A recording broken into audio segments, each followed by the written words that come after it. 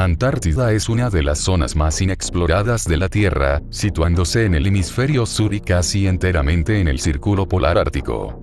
Con más de 14 millones de kilómetros cuadrados, es el cuarto continente más grande después de Asia, América y África. En comparación con Oceanía, el continente antártico es casi 2 veces su tamaño. Alrededor del 98% de la Antártida está cubierta de hielo, con un promedio de 1.9 kilómetros de espesor, por lo que la convierte en el continente más frío, seco y ventoso del planeta, con la altitud media más alta de todos los continentes. Esta región fue considerada hogar de múltiples mitos y leyendas, debido a que los cartógrafos del siglo XV al XVIII como Ptolomeo, Aristóteles y Eratóstenes creían que existía una región en el hemisferio sur que hacía contrapeso a la masa continental del hemisferio norte. Esta zona era apodada Terra Australis Incognita, del latín la tierra desconocida del sur. Se decía que dentro de esta zona hostil e inexplorada existían cosas que la mente humana no estaba preparada para procesar y podrían quebrar la cordura de aquellos que se internen en los más recónditos pasajes de esta vasta masa de hielo desolada. Hoy abordaremos a detalle uno de los relatos de ciencia ficción más inquietantes inspirados en los mitos y leyendas de esta región que combina paleontología, arqueología, geología y biología especulativa, en las montañas de la locura.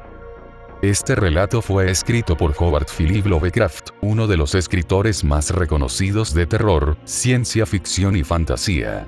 En sus relatos, la humanidad se enfrenta a situaciones donde nuestros conocimientos científicos son insignificantes frente a entidades o situaciones que desdoblan nuestra cordura. Así que prepárense, porque estamos por adentrarnos en uno de los relatos más fascinantes de un autor que inspiró a los titanes de la literatura y el cine moderno. Antes de continuar, no olvides dejar tu like y suscribirte para no perderte más contenido. Ahora sí, continuemos. Capítulo 1.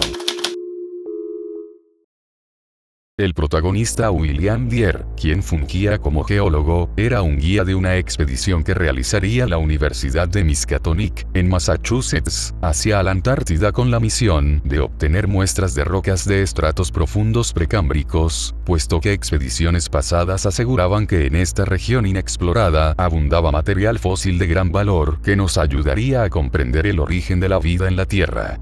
Deere aseguraba que, donde hoy son cumbres glaciares desoladas, antes era una zona templada y tropical, donde reinaba la vida animal y vegetal. Detrás de este vasto ecosistema solo sobrevivieron los pingüinos y fauna marina. Esta vez, llevarían una perforadora diseñada por el profesor Frank Pavodier de la misma universidad, con una aleación en aluminio que les permitiría penetrar estratos de la más variada dureza, y tuberías que les permitirán llegar a 300 metros de profundidad. Adjuntarían 5 grandes aeroplanos Dornier, con modificaciones que los harían capaces de volar a grandes alturas, provistos de dispositivos que regulan la temperatura de la cabina y de soportar el peso de tiendas de campaña. Estaban preparados para cualquier tipo de escenario. O eso era lo que creían. Los integrantes del grupo lo conformaban 4 profesores universitarios: Pavodier, Leigh de la Facultad de Biología y Adwood de la Facultad de Física. Además, contarían con 16 auxiliares, como 7 estudiantes graduados de la Universidad de Miskatonic y 9 mecánicos. El 2 de septiembre de 1930, partieron 2 embarcaciones desde Boston, Massachusetts y el 6 de enero de 1931 arribaron en la bahía antártica de McMurdo. Capítulo 2.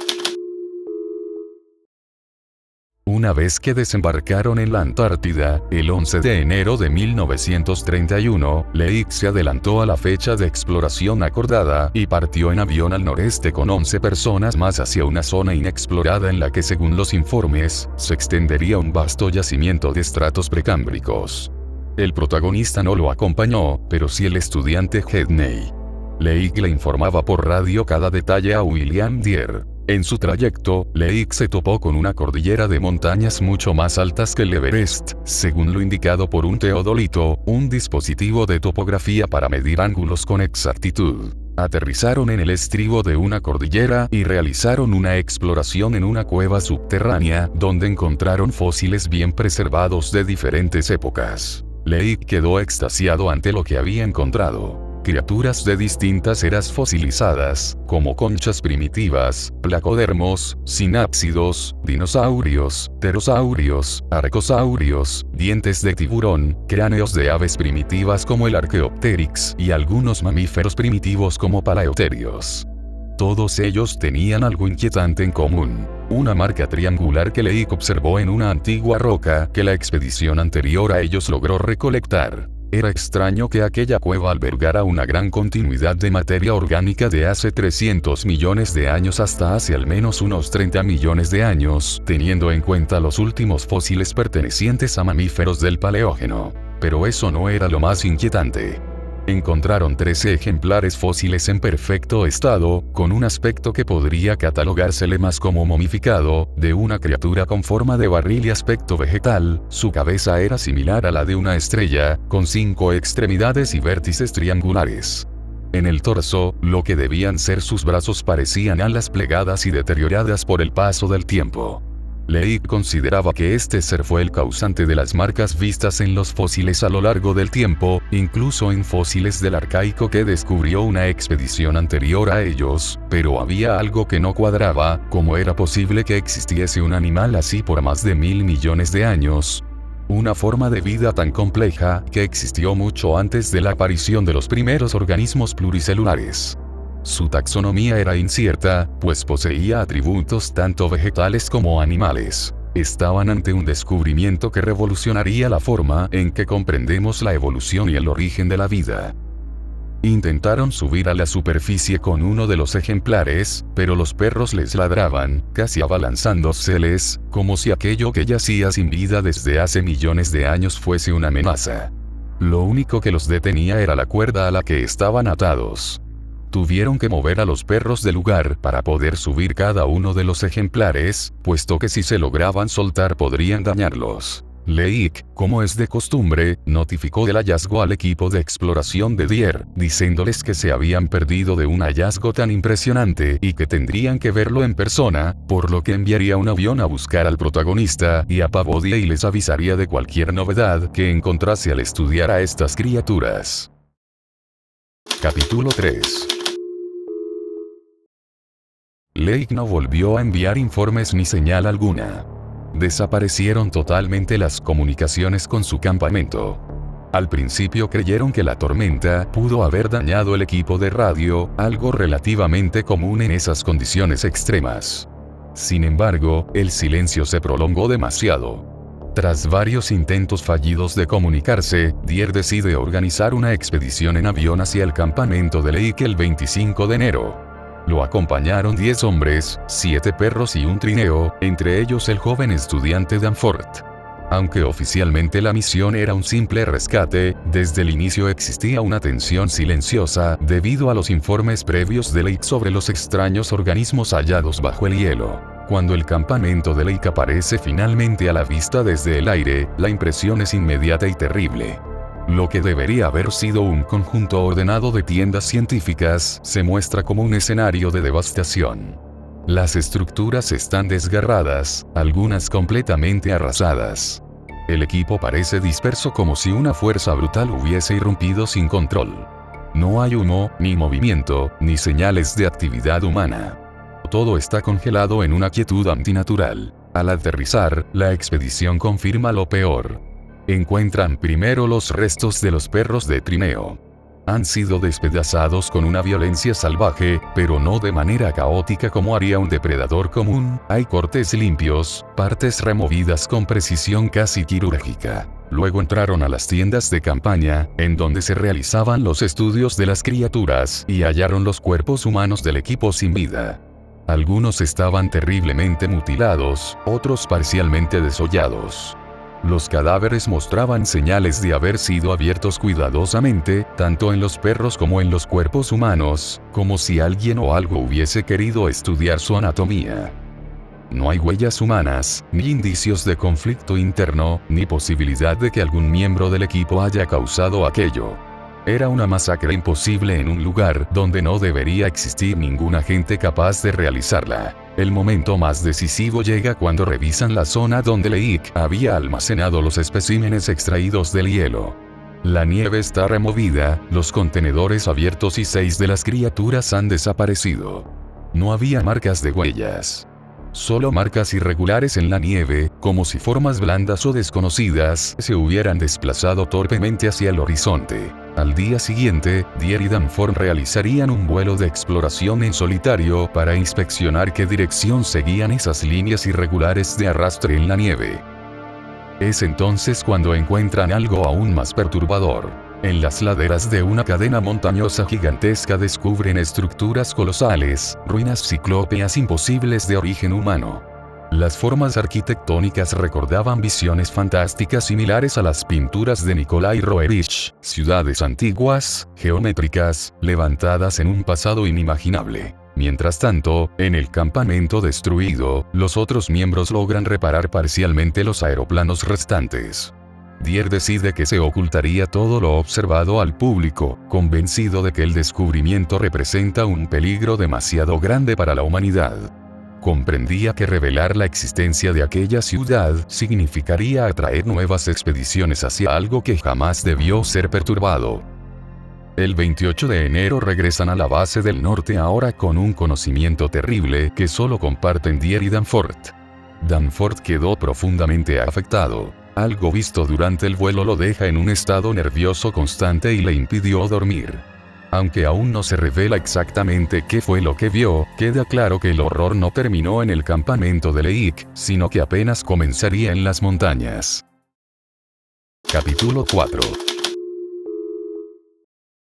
Dier recuerda que cuando encontraron los cuerpos, además de Hedney faltaba un perro, y que solo Danforth y él lo sabían.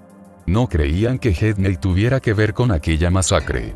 Dier comprende que lo que Leik había considerado fósiles podrían no haber estado realmente sin vida, sino que, posiblemente estaban en una especie de hibernación prolongada. Todo apunta a algo mucho más terrible que un descubrimiento paleontológico. Estaban ante una amenaza que ha existido mucho antes de la aparición de las primeras formas de vida. Ambos empezarían a relatar qué fue aquello tan perturbador que encontró en esa región llena de cubos, murallas y edificios con formas geométricas indescriptibles. Sobrevolaron una línea de altos picos que Leik había mencionado en donde estaba la cueva subterránea en la que encontraron los ejemplares. Después, ya no había nieve, solo montañas y más allá, edificios rocosos. Dier relata que estas estructuras se encontraban a una altitud de 7000 metros. La distancia parecía borrada por una neblina antártica y su cielo era de un color iridiscente. Si te está gustando el video, no te olvides de dejar un fuerte like y una sub para no perderte de más contenido. Sin más, continuemos. Capítulo 5. Desde el aeroplano, Dier y Danforth divisaron con claridad una extensión inmensa de estructuras de geometría imposible. Las formas no guardaban semejanza con ninguna arquitectura humana conocida. Torres angulosas, bloques ciclópeos, murallas desproporcionadas y disposiciones que parecían responder a una lógica ajena a la mente del hombre. Ante la magnitud del hallazgo, decidieron aterrizar en una zona relativamente estable cerca de las ruinas. Una vez en tierra, iniciaron la exploración a pie. El silencio era absoluto. No soplaba viento alguno y la quietud del lugar resultaba antinatural, como si la ciudad estuviera aislada del resto del mundo. Para evitar extraviarse dentro del laberinto de pasajes y estructuras, fueron dejando papeles y señales a modo de rastro mientras avanzaban. Se internaron en corredores, cámaras y cavidades que parecían haber sido habitáculos. Las paredes mostraban relieves erosionados y restos de ornamentación petrificada. Hallaron materiales semejantes a madera fosilizada y superficies que indicaban claramente que aquel sitio había existido desde hace al menos 200 millones de años, cuando el reinado de los dinosaurios apenas empezaba. No encontraron señales de derrumbe natural. Todo sugería que el lugar había sido abandonado de forma repentina y deliberada. Dyer concluyó que los antiguos habitantes probablemente emigraron cuando el clima antártico comenzó a volverse inhabitable, sellando tras de sí la ciudad y dejando sus construcciones congeladas en el tiempo. La exploración confirmó sus primicias. Aquel lugar eran los restos de una ciudad prehumana cuya antigüedad y origen escapaban por completo a la historia conocida de la Tierra. Capítulo 6. Durante su avance por las estructuras interiores de la ciudad, Dyer y Danforth descubrieron extensos relieves y murales grabados en las paredes de piedra. No se trataba de simples decoraciones. Las figuras mostraban patrones geométricos complejos, secuencias ordenadas y composiciones que parecían transmitir conocimiento técnico más que simbolismo artístico. La precisión de los trazos indicaba una civilización poseedora de una ciencia extraordinariamente avanzada. A medida que analizaban las representaciones, comprendieron que muchas de las formas repetidas, especialmente las estrellas de 5 puntas, no tenían un significado religioso como habían supuesto inicialmente, sino que eran retratos estilizados de los propios seres que habitaron aquel lugar. Los fósiles momificados encontrados por Leigh cobraban ahora un nuevo sentido. Coincidían exactamente con las figuras talladas en los muros. El reconocimiento produjo una conmoción intelectual en Dyer. Gracias a su lectura previa del Necronomicon, un libro que hablaba sobre entidades antiguas, seres sobrenaturales y cómo invocarlas, logró identificar a los seres representados como la raza descrita en ese libro prohibido, los primordiales, también llamados los antiguos. Según aquellas leyendas arcaicas, se trataba de entidades llegadas desde las estrellas en una época remotísima, cuando la Tierra aún era joven y carecía de vida compleja. Los murales parecían narrar la historia de su llegada al planeta y su dominio sobre él. Las imágenes mostraban a estas criaturas descendiendo del espacio y estableciendo ciudades colosales en distintos puntos del mundo primitivo y coexistiendo a lo largo del tiempo con las primeras formas de vida. La forma física de los antiguos coincidía plenamente con los especímenes desenterrados por Leigh. Cuerpos semejantes a barriles de aproximadamente 2 metros de altura, con múltiples extremidades tentaculares y cabezas en forma de estrella de mar. Las escenas sugerían que estos seres no solo colonizaron la Tierra, sino que manipularon activamente la materia orgánica del planeta, dando origen a formas de vida inferiores mediante procesos biotecnológicos. Aquella revelación transformó el descubrimiento en algo más que arqueológico. Implicaba que la vida terrestre podría haber sido obra de entidades venidas del cielo, de un lugar que la mente humana jamás podría entender. La comprensión de esta verdad provocó en Dyer una mezcla de fascinación y terror, pues confirmaba que las criaturas halladas por Leigh no eran fósiles comunes, sino restos de una civilización cósmica cuya existencia había sido preservada en piedra durante millones de años. Capítulo 7. Mientras avanzaban por los interminables corredores de la ciudad, Dyer y Danforth continuaron examinando los murales tallados en las paredes. Aquellas secuencias funcionaban como un archivo histórico de los antiguos, relatando su llegada desde el espacio en épocas inconcebiblemente remotas. Las imágenes mostraban cómo descendieron sobre la Tierra primitiva y levantaron ciudades tanto en la superficie como en las profundidades del océano. También revelaban sus conflictos con otras entidades igualmente extraterrestres que después arribaron al planeta. Los relieves explicaban la creación de sus servidores, los Cho'Gath, los cuales eran masas protoplasmáticas moldeadas mediante control mental e hipnosis. Estas criaturas podían adoptar cualquier forma y replicar funciones físicas y estructurales según las necesidades de sus amos. Gracias a ellas, los antiguos construyeron las vastas ciudades, túneles y laberintos que ahora yacían petrificados. Los Cho'Gaths eran representados como enormes conglomerados gelatinosos, a veces esféricos, capaces de alcanzar más de 4 metros de altura. Los murales también sugerían aspectos de la biología y sociedad de los antiguos. Se reproducían por esporas, como si de plantas se tratasen, vivían bajo un sistema colectivo sin jerarquías visibles y poseían alas que les permitieron viajar entre mundos en su era de esplendor. Aparecía además una especie de criatura simiesca creada para entretenimiento y consumo alimenticio, lo que evidenciaba un dominio absoluto sobre la vida orgánica. Con el tiempo, la historia grabada en piedra relataba una gran guerra entre los antiguos terrestres y Cthulhu, quien era una criatura extraterrestre con forma de pulpo y alas de dragón del tamaño de una montaña, y sus semillas estelares, quienes eran cefalópodos surgidos de otra raza cósmica que llegaron a la Tierra a través de meteoritos. Tras violentos enfrentamientos, los antiguos fueron obligados a retirarse hacia los mares.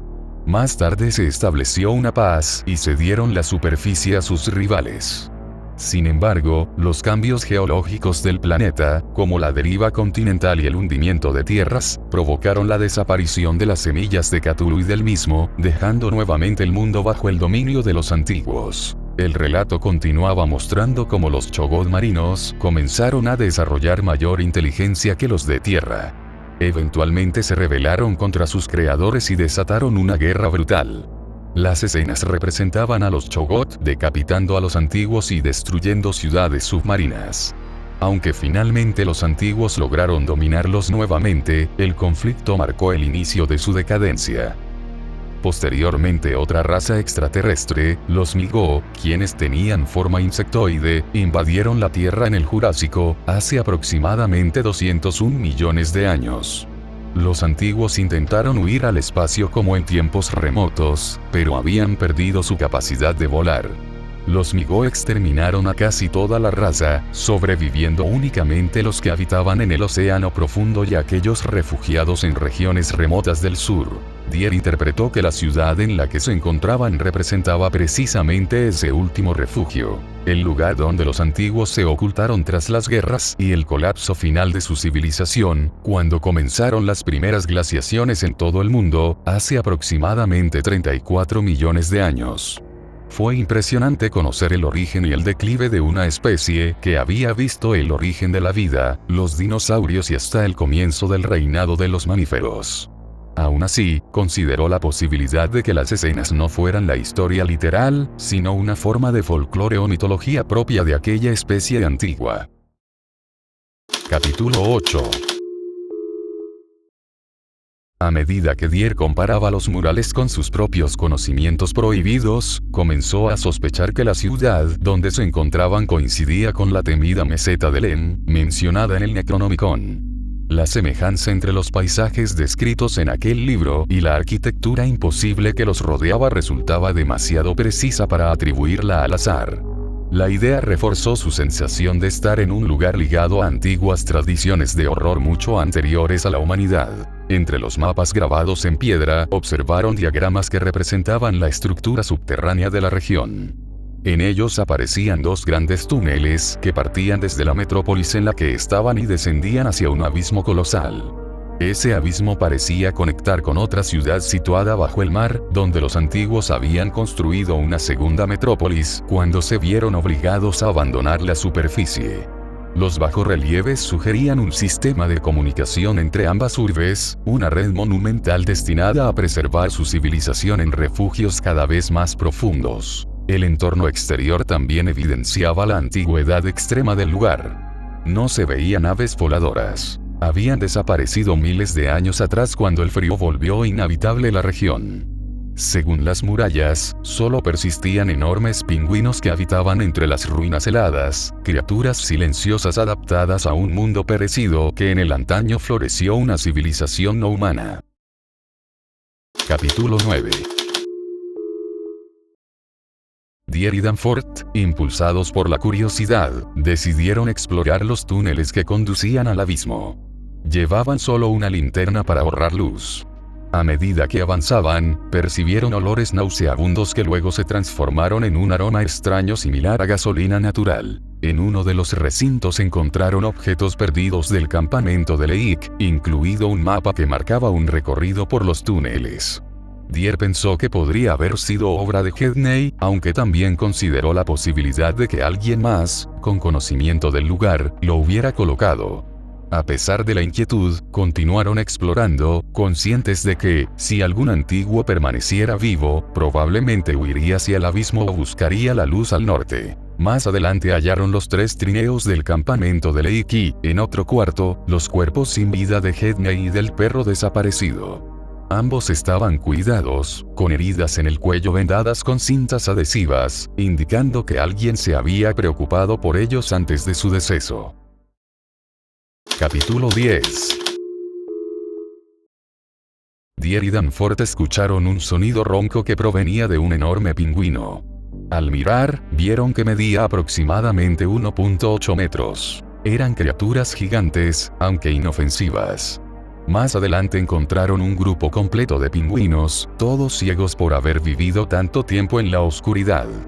Deer supuso que podrían ser descendientes de los animales que convivieron con los últimos primordiales. Continuando su exploración, finalmente dieron con la entrada al gran abismo, un pozo colosal que descendía hacia lo más profundo de la ciudad subterránea. Capítulo 11. Deer y Danforth continuaron su exploración hasta dar con 4 especímenes de los antiguos sin vida que Leigh les había mencionado por radio. No presentaban cortes normales, sino que habían sido tajados en el cuello por alguna fuerza desconocida.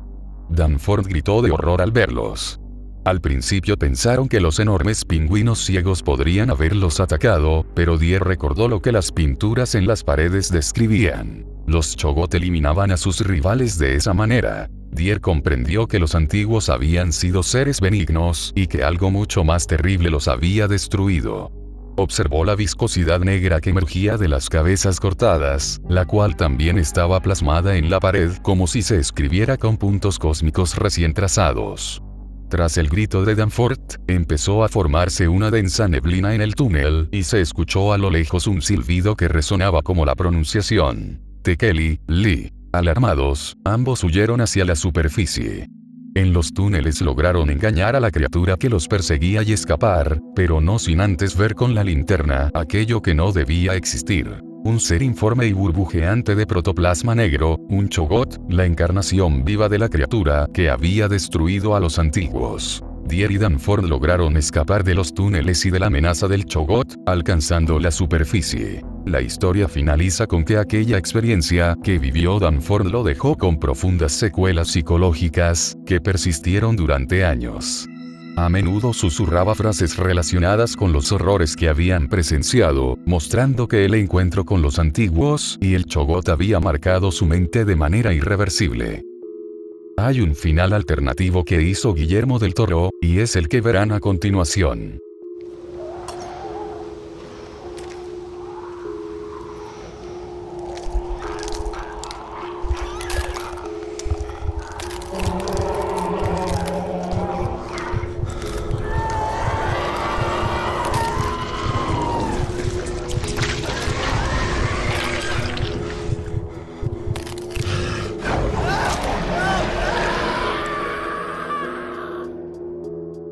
Este fue un cortometraje hecho por Industrial Light and Magic para un prototipo de lo que iba a ser su adaptación cinematográfica. Sin embargo, por decisiones creativas y de clasificación esta película fue cancelada. Guillermo del Toro espera que en un futuro pueda realizar esta adaptación. Ahora bien, como puede apreciarse, el autor de esta obra recurrió a amplios conocimientos de biología, geología y paleontología. A lo largo del relato describe distintas formas de vida surgidas en los periodos geológicos, así como la compleja estructura social de las criaturas antagonistas. La idea de que estos seres descendieron del cielo y colonizaron la Tierra cuando los continentes apenas comenzaban a formarse está basada en la hipótesis de la panspermia, la cual plantea que la vida terrestre podría tener un origen extraterrestre. Es decir, que las primeras formas vivientes, o mejor dicho, el ancestro en común de todos los seres vivos habrían llegado desde el espacio. Este concepto fue propuesto por el biólogo alemán Hermann Richter en 1865, aunque no fue hasta 1908 cuando el químico sueco Svante August Arrhenius, quien ganó un premio Nobel de Química en 1903, empleó formalmente el término para explicar el posible origen cósmico de la vida. Más tarde, el astrónomo Fred Hoyle también respaldó esta hipótesis, contribuyendo a que ganara mayor relevancia en la comunidad científica. La panspermia no busca explicar cómo surgió la vida, sino cómo pudo haberse distribuido a través del universo. Según esta idea, compuestos orgánicos, células o microorganismos habrían viajado mediante polvo interestelar, meteoritos, asteroides o cometas. Aunque durante décadas la teoría perdió fuerza, en 1998 un grupo de científicos reportó posibles señales de actividad biológica en un meteorito marciano, de nombre ALH 84001, descubierto en la Antártida. Esto reavivió el debate. Si bien algunos atribuyeron estos hallazgos a contaminación terrestre, el interés por la posibilidad de vida fuera de nuestro planeta continuó creciendo. En 2024, vehículos robóticos enviados por la NASA a Marte identificaron formaciones rocosas que despertaron gran interés científico, como la roca conocida como Chellava Falls.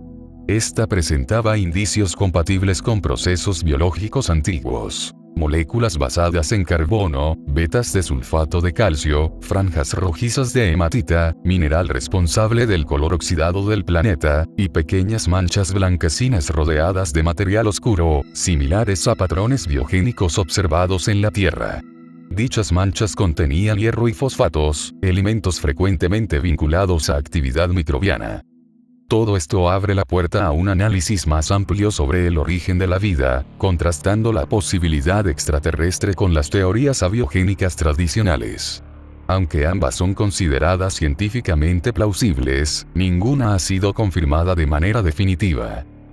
A pesar de haber resumido gran parte de la historia de En las montañas de la locura, su lectura completa resulta sumamente recomendable, aunque eso sí, les recomiendo leer antes el relato de la llamada de Cthulhu para entenderle algunas referencias de sus obras. Es fascinante observar cómo el autor entrelazó la ciencia de su tiempo con una mitología propia tan inquietantemente verosímil. Posiblemente, Lovecraft se inspiró en la hipótesis de la panspermia antes de crear su mitología y fue partidario de que la vida provenía del espacio. De igual forma, siempre mostró interés sobre los descubrimientos científicos de su época y desde joven poseía una profunda fascinación por la astronomía, maravillándose ante la inmensidad del cosmos e imaginando qué horrores o verdades podrían ocultarse en él, quizá para siempre fuera del alcance humano. Déjenme en la caja de los comentarios qué opinan al respecto.